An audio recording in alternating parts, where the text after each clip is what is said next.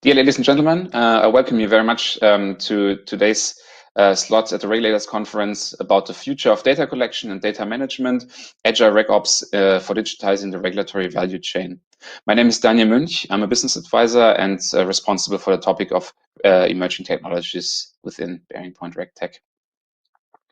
I would like to start out with some problems we have in regulatory reporting and the causes for these problems. So on the left side, we see a lot of symptoms of problems in reporting, which may be familiar to all of you.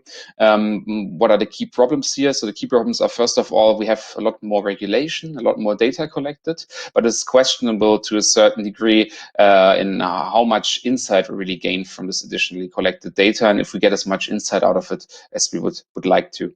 The second part is that in order to generate these reporting packages, these data packages for the regulator, there's high costs involved on the regulator side, but also very much on the financial institution side.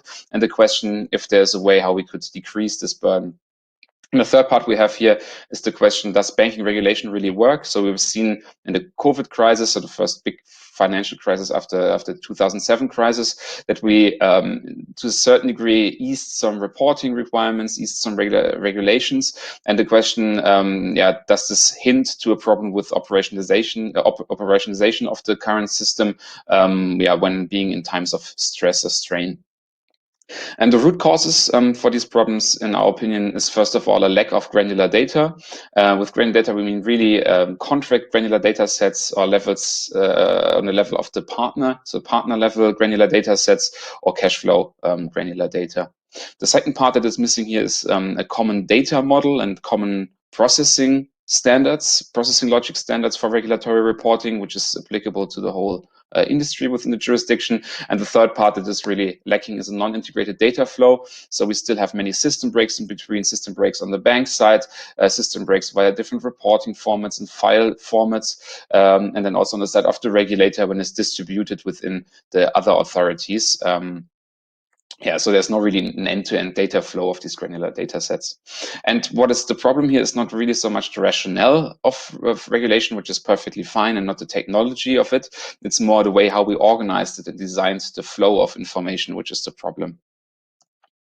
You see here on the left side a citation from Andrew G. Haldane, which I like a lot. So it's this dream about the future of regulatory reporting and regulatory oversight, which involves a Star Trek chair and a bank of monitors, close to real-time tracking of global funds, and so on, a little bit in a way how the global weather system can be observed today. This is something he said in 2014.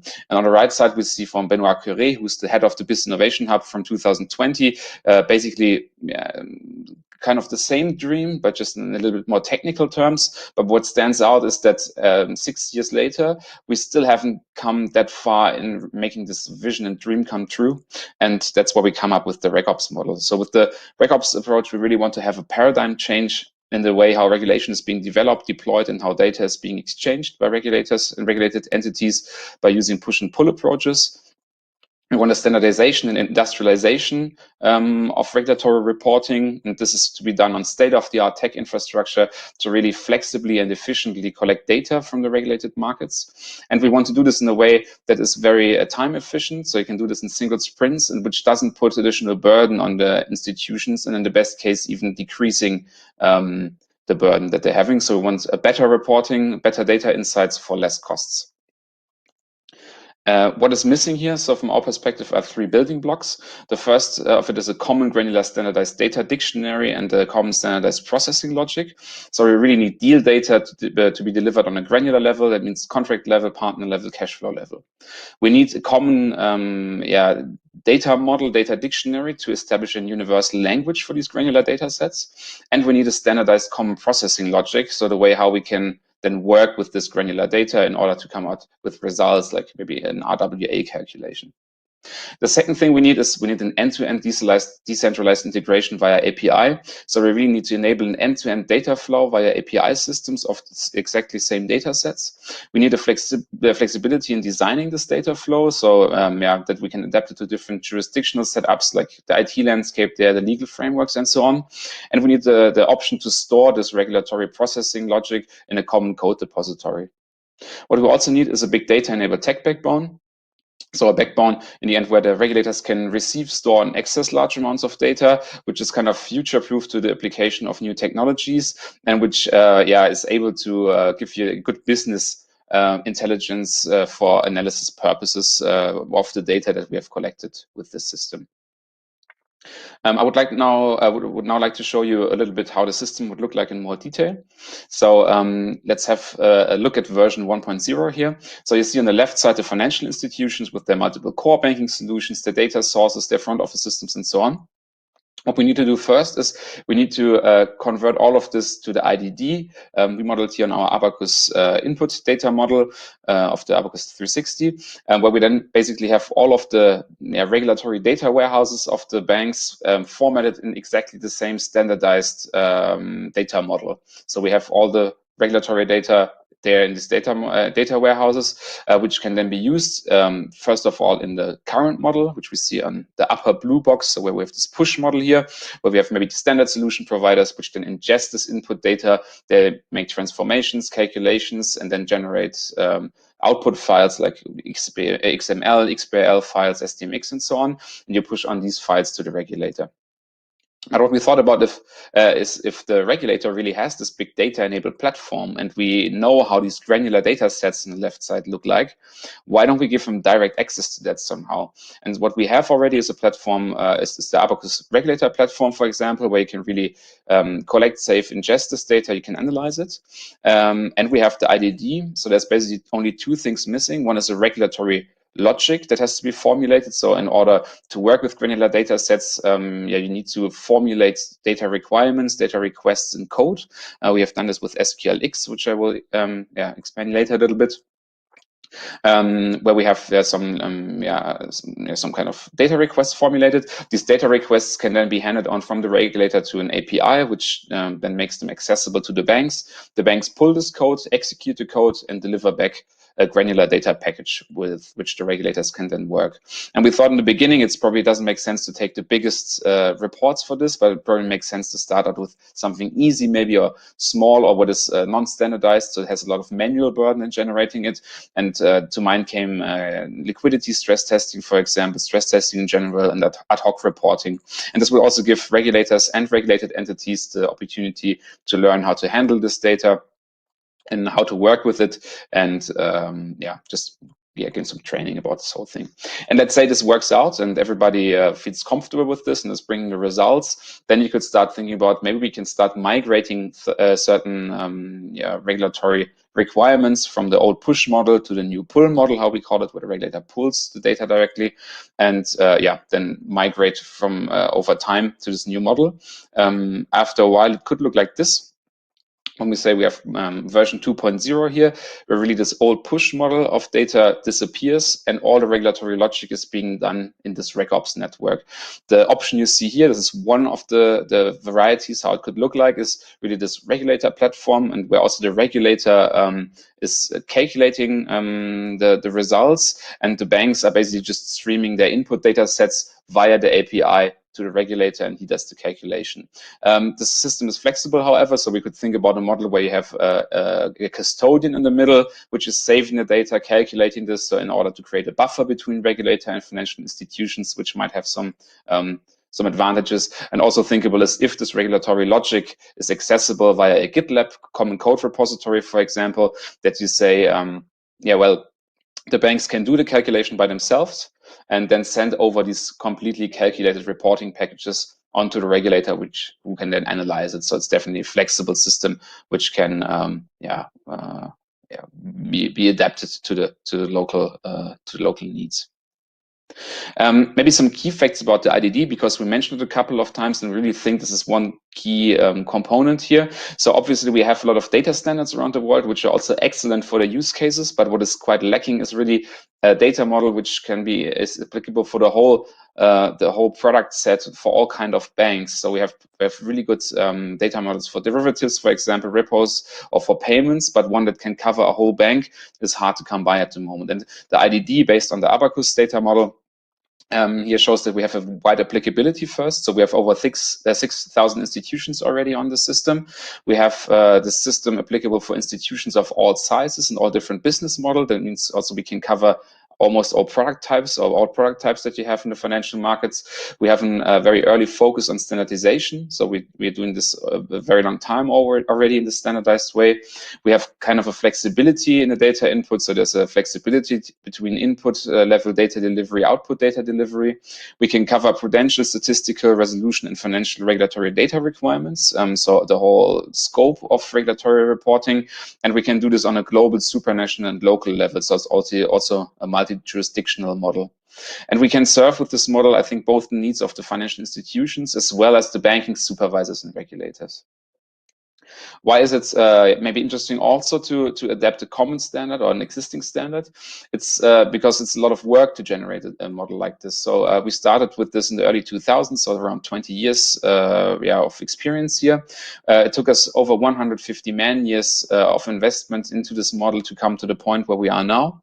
We have currently over 1,500 data fields to cover all these different requirements. And I think we can guarantee also here a certain kind of business continuity because we've been doing it for a long time. And we're definitely planning to continue this work. So we also can guarantee in the future that we want to comply with future upcoming regulation and data needs. And the third part here is, I think, even if we said, we have the effort and the time and the resources to build it ourselves, which is quite a lot.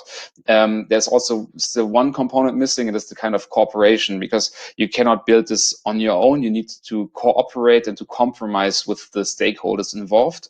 And we found a model to do this. So we have a cooperation model also since about 20 years where we have really our own experts, but especially the experts from our clients, over 500 subject matter experts over different user groups who are contributing to this.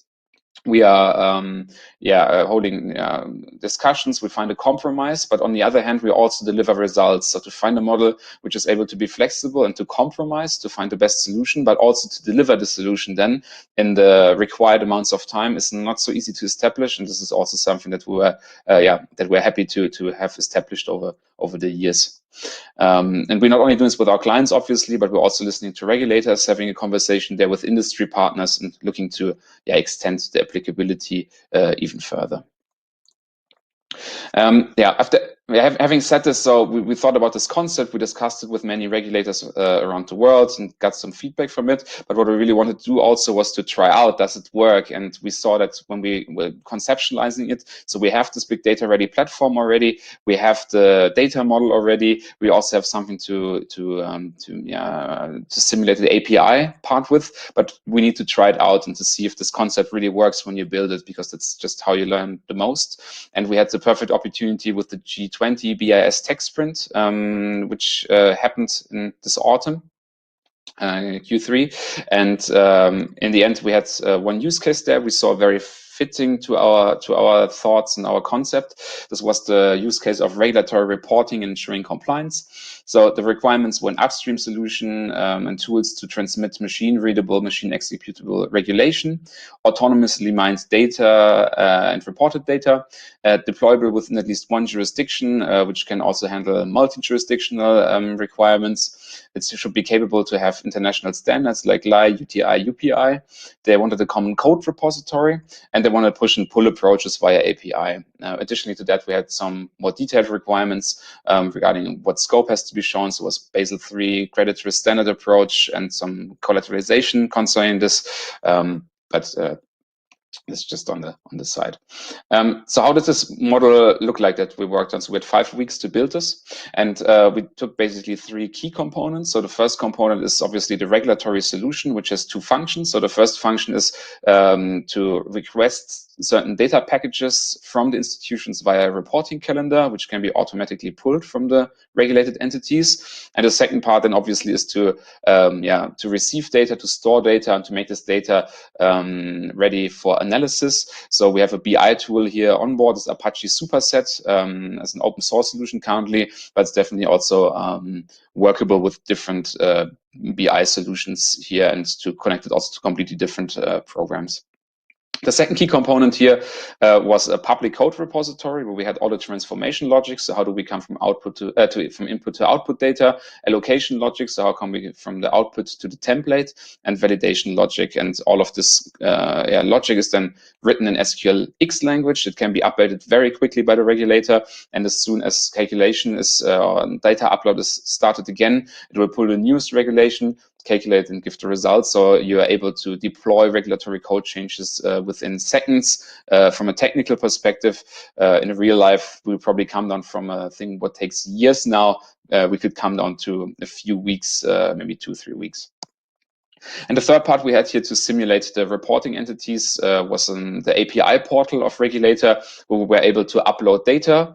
We uploaded here reporting, like a reporting database file in the end, but it's definitely also via API configurable that you directly connect it to databases that gets pulled through.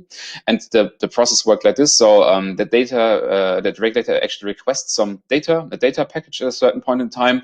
Then the bank can say, okay, I received this request, I upload data, then the data has to be mapped from the generic data model we had in the test data into this IDD. So we made a functioning version of the IDD for this concept, which could then ingest this data. And as soon as the data was converted to the IDD, then the regulated entity can pull the newest regulatory logic from the GitLab repository, calculates transformation, input to output and allocation, output to allocated template, and generates a reporting package which contains the information where each granular data set is in which report, but which also still contains every single granular data set and all the data information that is connected to this data set. So we had all these data sets with around 25 pieces of information. So you get a granular package with the allocated information in a way. And then the regulator could collect it, save it, and start to analyze it with a superset. And we made superset in a way that we have shown we can show the traditional reporting templates via dashboards,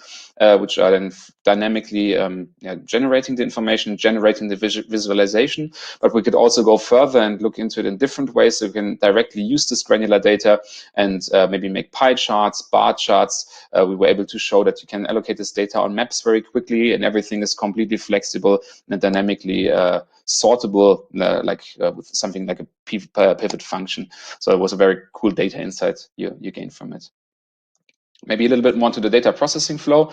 So as I said, we start out with raw data. Then you have the institutional individual mapping to the common data model. This has to be done, I think it's a one-off exercise, but it has to be done by every institution one time. But after that, you're on the standardized input data model. You can then pull the standardized transformation logic from the GitLab, the allocation logic from the GitLab, and everything goes completely automated. The complete data transfer, the complete calculations are automated, and then pass through the regulatory value chain. And we did it in a way that if you upload one granular data set, you get the results for CoRep, which is Basel III credit risk standard approach, or one part of it. We have MA 637, where we built this part of Basel III CRE, so the same regulation, Basel regulation in 2 jurisdictions. And we show that we can also do FinRep out of it. So one data set in, you get the results for all the different cells in 3 different reports for the scope we had included for this prototype. We made 2 scenarios here. So we had the COVID-19 scenario, a real estate bubble scenario, to make it a little bit more interesting and also to make it easier for us to use this analytical dashboards to really look into the data and see how we can work with the data. The features we realized here was a standardized input data model about the whole regulatory value chain to speak in a common granular language, including pseudo LEI, pseudo UTI. We have a standardized regulatory reporting, processing and allocation logic for Basel III CE 20 and 22. We have an automated processing on end-to-end data flow here, and we have a rapid deployment of regulatory updates via this Git repository. So it's really something that could be done with very little human intervention. And also, if you think about this whole data flow, if the part from the bank to the regulator is so automated, it also makes even more sense for the financial institutions to invest in getting the first part of this delivery track also done. So it really, I would say, incentivizes a lot to get this whole regulatory value chain in a very efficient order. The fourth feature here was that we had 2 regulatory scenarios with 2 reporting dates, 2 financial institutions each. There was in total 1.6 million data sets with 200 million pieces of information. And what we found out that even on this small testing platform, and in the only 5 weeks we had to make this worked surprisingly well, was surprisingly performant, and yeah, definitely something we would like to look at with the more realistic setup and yeah, even more data. What we also had here is automated creation of multi-jurisdictional reporting, MAS 637 core rep FinRed out of the same granular data input delivery. And what we also had is really the drill down. So you not only get the templates, but you can drill down in each cell of the template, see all the granular data sets which make up the number in the template. And this is all can all be done just via simple SQL queries to get an in-depth analysis. And what I also said already, we had this big data enabled platform with this cool BI tool where you can really use the full functionality of modern BI tool sets like Superset.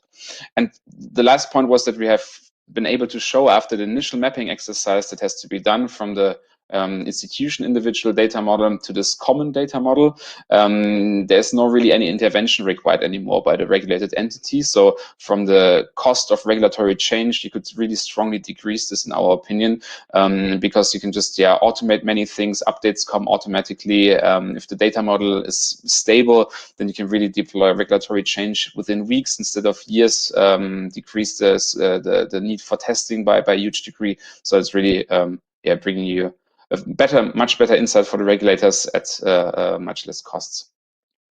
And just to sum it up, the key benefits and features of RegOps. So at first, I think we have shown that we can improve efficiency, transparency, and stability of financial markets. So we have here high quality, granular data deliveries and a standardized data model for deep data insights. We have a standardized regulatory processing, allocation, and validation logic, which strongly improves the reporting quality and the comparability. And it's really an automatic, timely data routing via API, which is possible here. The second point is that we've shown it's highly efficient. So we have all of these components of RegOps generally available, and the initial deployment can begin within a short time frame. So this is something we have seen that we were really able to use existing software stacks we had within the company and just combine them in a new way, and we got very good results from that. The new regulatory code can be deployed quite rapidly by the regulators via the GitLab. The model is very cost efficient because you really decrease the regulatory change cost for financial institutions, and due to the high degree of automation, the system is also operationally highly robust. So we have little human intervention required here, and it's definitely something that I think could be the base layer of even boosting this effect further at the rest of the regulatory value chain. And what we have also seen is that this RegOps framework is quite flexible. So it's flexible from the setup, it's flexible to the way data is connected, it's flexible to the way the data model can be used, and it should be really something that could be adjusted to the needs of many jurisdictions around the world. And what I also found very, very cool about it, it's really helping you with upcoming technologies. So everything we deployed here was on a cloud system already. So this was completely cloud-based in a way, and is ready for cloud. We have the possibility here for AI. So when we look at the issues that we still have with AI, one of the key issues is the data. So where do you get the data from which the AI can then process? And I think this standardized high quality data, which we have in a structured way available on a big data ready platform where you can pull this data very quickly and efficiently. This is exactly the kind of the base, the backbone that AI applications need. And what we have also seen that this model should be easily adaptable to use also with DLT solutions, but it's not needed for it. So we can connect it to legacy systems, but it's in the same way we can connect it to DLT systems. So in a way, it offers the complete flexibility of what you would like to do, and just use technology when it makes sense and not to use new technology when it doesn't make any sense. Yes, I think this would be the end of the presentation now. I would like to thank you very much for your attention. I hope I could interest you in this topic here. We are very much looking forward to feedback to this. We also would love to present the concept to you again, to show you the demo of the system that we built. And we're really looking for a partner with whom we could try out to take the next steps regarding this RegOps model. And yes, so feel free to reach out. My colleagues will now go also a little bit more in details, also to the topic regarding the functional libraries with the SQL Xcode, for example, and regarding the technological implications. So yes, then you get some further insights. So thank you very much, and hope to hear you soon. Bye-bye.